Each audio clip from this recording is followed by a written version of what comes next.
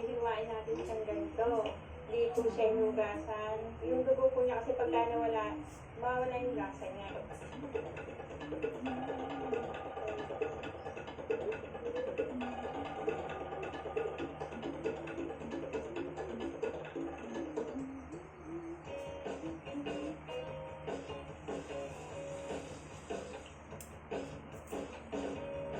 Ito raw ang technique sa Happy pagkain 5 ng months, bigayan Yuna! na Uy! parang mais. Uy! Typical adobo, Bah! firmness niya sa seafood. Kakaiba, Bah! no taste. Talagang pag pinagsama, Bah! inasasarap.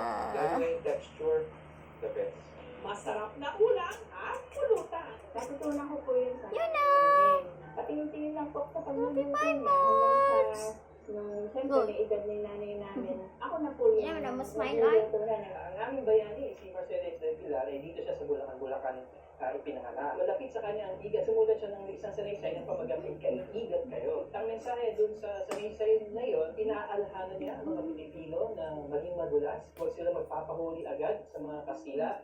Ang tinaguriang adobo queen na si Nancy Lume. Noon pa man, sinusulong ng gawing national dish ang adobo. Walang word na hindi adobo. Talagang lahat, from bari to hulo, alam nila yung adobo. At saka ang adobo is a way of cooking. Hindi siya dish na recipe ni Nancy, recipe ng adobo queen. Hindi.